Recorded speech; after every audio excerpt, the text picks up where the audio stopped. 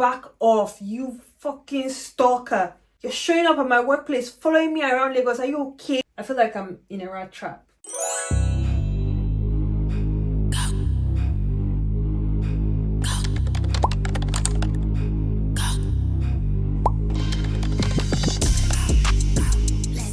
Hello my lovelies, welcome back to my channel. Now, the truth of the matter is that I've genuinely become a very paranoid person in life. I was actually having a conversation with my best friend earlier on today, and she was like, oh, why don't you ever have people over at yours? I'm like, I don't want anyone to know where I live. And I had to remind her that, do you remember the time I was stalked? Like, and I thought I'll share the story with you guys. So I'm going to do that whilst I'm braiding my own hair. Now, before I even attempt to part anything, I am going to apply some leave-in conditioner onto my hair because I've just blow dried it, and so it's dry and like completely free of moisture and product. I don't want to take that risk. I decided to cornrow my hair into shuku today. I can't remember last time I had shuku in my hair, maybe like secondary school. I don't think I've ever done like extensions, like attachments with shuku before. I hope I can even remember how to braid it. I've braided it for people before, sure. So let's see. Let's get into this story. This happened way back when I used to live in Nigeria. After university here in England, I worked for 1 year, then I did my master's, and then I moved back to Nigeria at the end of my master's. Don't ask me why, story for another day. A lot of people always wonder how I'm able to get like straight patterns at the back of my head. I just feel around. I literally just feel around. And well, and hope for the best, I guess. But it always kind of turns out alright, you know.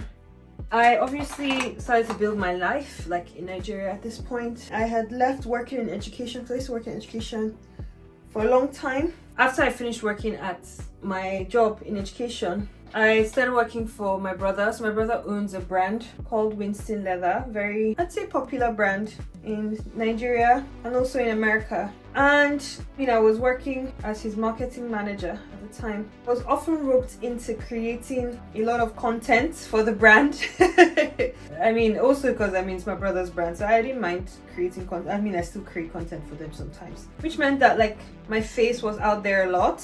People who saw me on social media obviously knew that I was affiliated with the brand. Not just affiliated with the brand, but my brother and I were sort of running the brand, the Winston Leather siblings.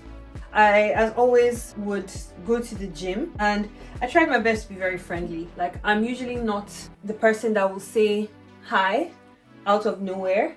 Not for any other reason. I can just be very tunnel vision, like when I'm outside, and I've been told that. So I actually make a conscious effort to be a bit more pleasant, because it's not that I don't want to talk to anyone. I just usually am on a mission if I'm out, especially when I'm at the gym. I would say hi back to people if they said hi to me and stuff. I'm not a snob. Or sometimes I'd even go out of my way to say hi to like a girl if I thought, ooh, her outfit was nice, or I liked how she was working out, whatever the case. One day, this guy comes up to me and says hello.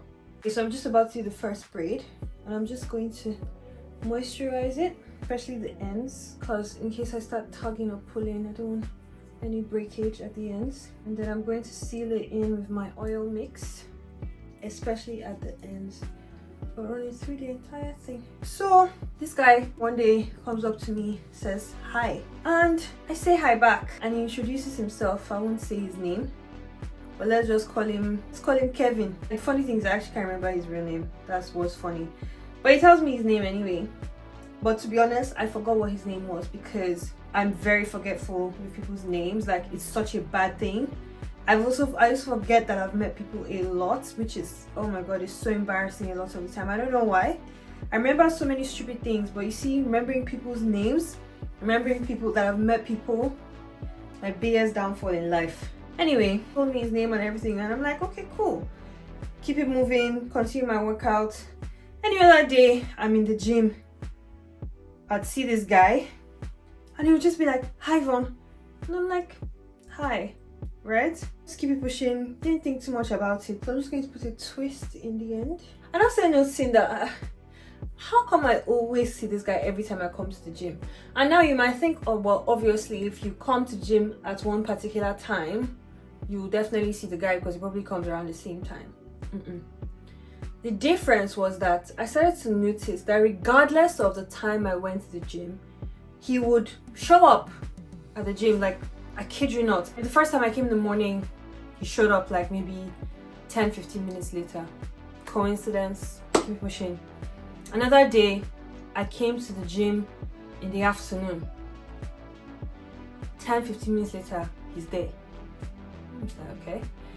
And he will always be like, hi Yvonne. The final time where I'm like, okay, this is definitely weird, was I came in the evening. Do you get? I came at a completely different time and this guy was there again.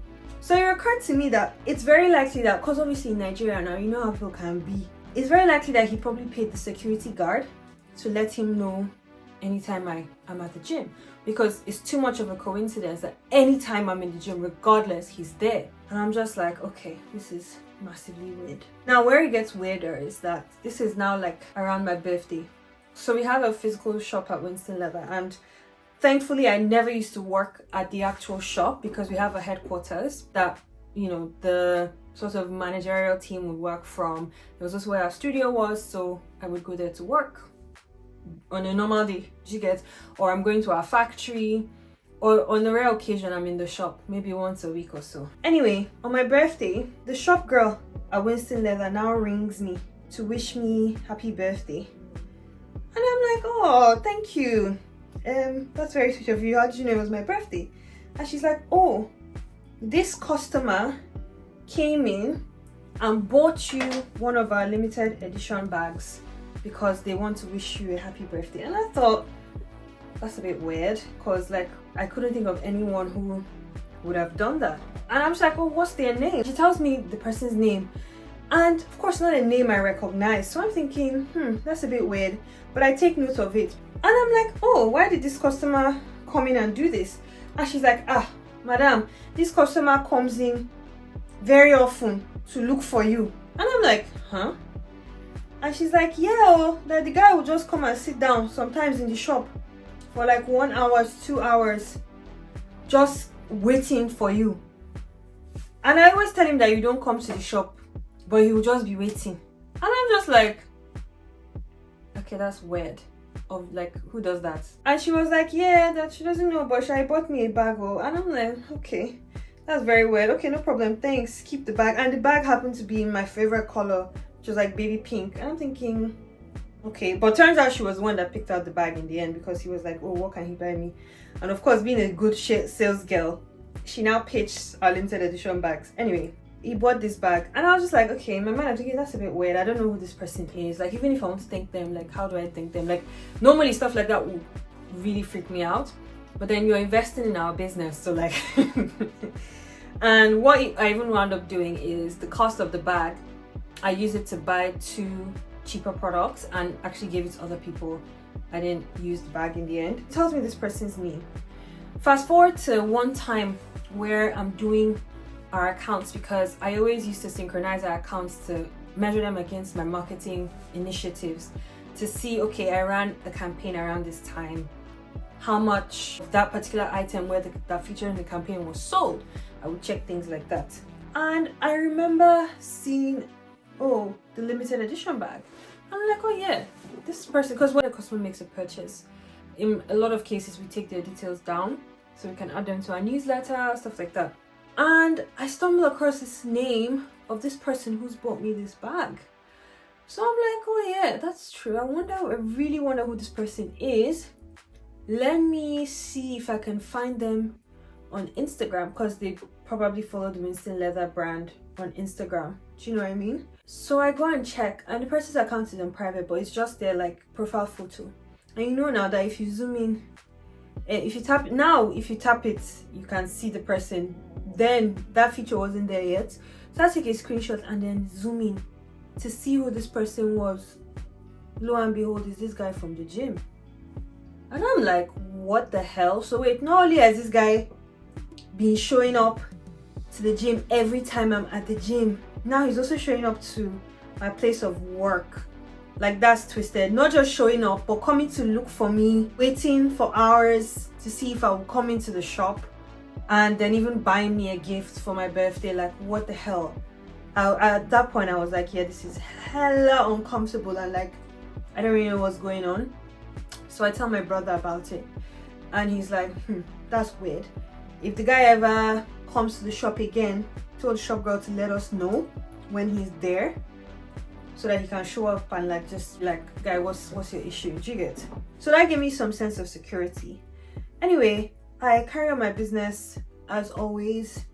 I didn't see him at the gym for a few weeks, so I was starting to forget about the whole situation.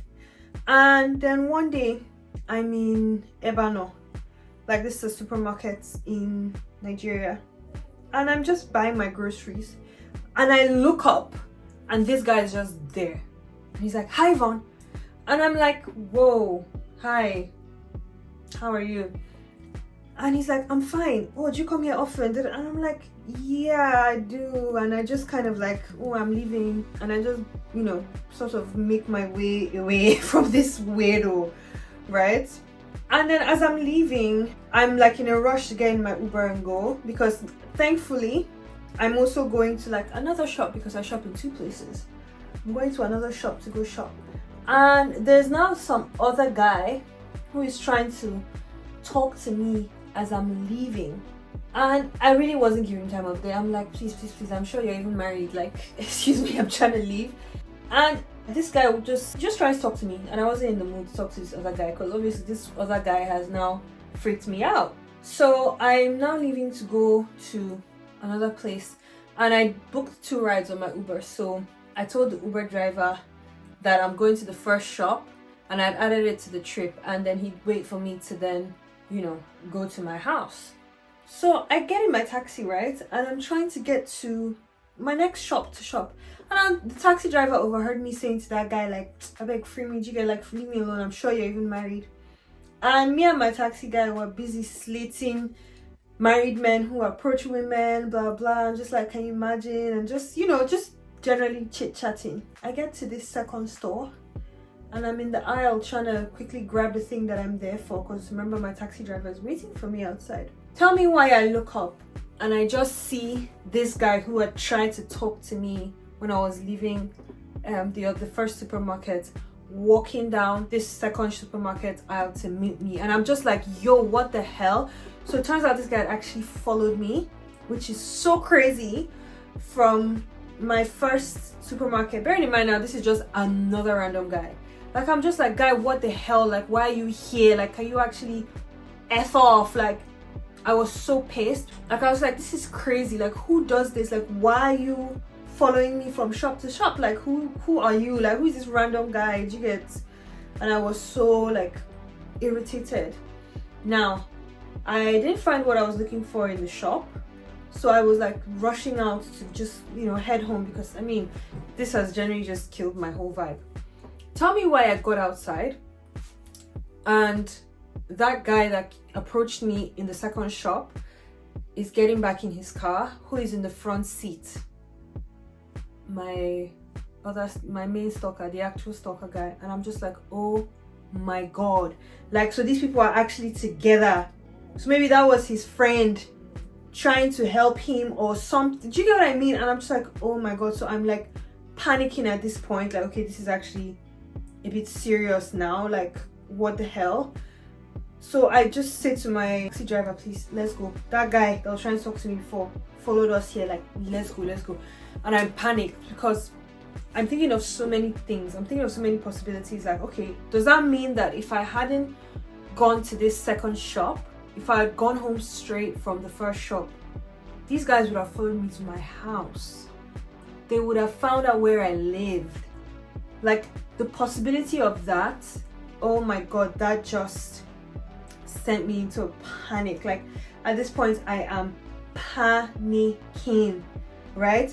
And as we're driving out of this second supermarket, I spot that there's like policemen at the gate of the supermarket, and I say to them, like, oh please, this guy has been following me, or please, can you like detain him or something, like, I, you know. And they were like, yeah, no problem, I always been of that, blah blah, right? Because this guy is now getting in his car to drive off, because obviously I've embarrassed him in this shop, and he's like you know, leaving. Me thinking, oh yeah, the police are going to hold these guys, or like, you know, just at least give me a head start to get the hell out of that place. Tell me why I'm literally turning onto a new road and the police have let these guys go to drive off, and I'm just like, oh my god. Like, at this point I'm panicking. I'm planning with my Uber driver how we have to take a different route, how we can go to my house, because these guys might be following me. I'm calling my brother is not answering, and I'm just like, oh my god. I'm a daddy's girl / mommy's girl. I call my dad and I'm panicking, and I'm like, Dad, see, someone is following me. They've been following me for a while. Like, I'm worried, I'm panicked. And my dad is like, okay, are you going home? If you're going home, make sure the Uber driver drives through your gate. Don't stop outside. Like, just, or do you want to go to the police station? Like, what do you... And I'm like, no. I was not telling him about the whole police situation at the supermarket, that they actually let the guys go. I tried to call my mom when I was like calling my brother. I tried to call my mom before I even called my dad, actually, and she didn't pick up. So she returned my call, and I was like, Mom, someone is following me. Like, I'm worried. What should I do? You know, I've spoken to Dad. This is what he said.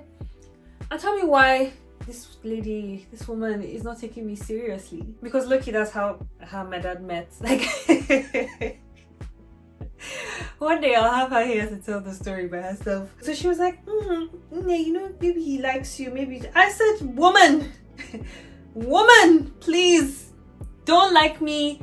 No, that's weird. Maybe that works in your time, but this is not Nollywood. We don't do that. That's weird behavior, to follow someone around from place to place. And obviously now I've realized that it's also this weird ass guy that's following me around. In fact, I even called one of my friends, like a guy friend who I know is very security conscious, and I'm thinking, like, you know, give me advice, you know. And he's like, oh, listen, next time this guy's around, ring me, I'll come. And I'm like, okay, cool. I calmed down a bit. And bro, at this point I'm just like, oh mom, I can't, this is just long. Like, I can't live like this. Like, I can't be living in fear. This is just weird behavior. But I'm just like, okay, I'll just avoid this guy. Like, anywhere I bump into him, I'm just going to avoid him, because this person can come to my house one day, and who knows. Like, I also watched too many like true life crime documentaries and YouTube videos and like podcasts and stuff, and that just like makes me even more paranoid, worried. I'm discussing strategies with my brother, like, look, if this happens, this is what we need to do, because you don't know what anyone is capable of. Like, you just can't put anything past anyone. And these are the times where they're kidnapping people as well. Do you get, like, a beg? Why is this one not banging now? At this point, this situation is getting out of hand, because I now feel like a mouse in a rat trap. Like, I feel like I'm in a rat trap, basically. And this guy is even getting more intense. Again, you know, the showing up at my gym, or at the gym, I guess, continues. It's even worse in the sense that, like, say if I'm training downstairs and he's downstairs, once I move upstairs, he will somehow make his way upstairs. And at this point, he's not even like saying hello to me. He's not talking to me at all.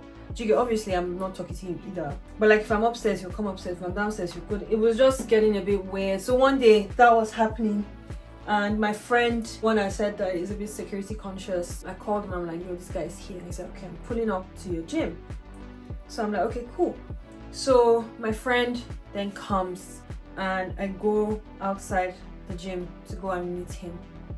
And I'm just sitting in his car waiting, and I'm like, just watch, like clockwork, that guy's going to come out. Less than 5 minutes later, look at this guy coming out of the gym. Like, bearing in mind he just got there, because I just got there. This guy is leaving the gym. Obviously sees me in my friend's car and then drives off. At this point, I'm just like, yeah, nah, I'm not doing this. I'm absolutely not doing this with this person. Because, like, I might joke to you, like, don't get me wrong, yeah, I'm not one to make trouble unprovoked, emphasis on unprovoked.